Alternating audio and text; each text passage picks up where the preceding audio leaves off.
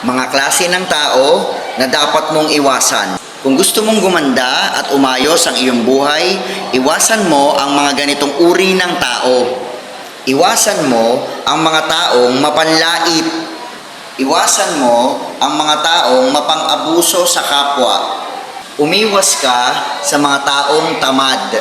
Iwasan mo ang mga taong mataas ang tingin sa sarili. Iwasan mo ang mga taong negatibo ang tingin sa buhay. Iwasan mo ang mga taong lagi kang pinalulungkot. Iwasan mo ang mga taong laging pa-victim. Iwasan mo yung mga taong sinasayang lang lagi ang oras mo. Iwasan mo yung taong laging nagkakalat ng chismis. Umiwas ka sa mga taong nandyan lang kapag may kailangan sila.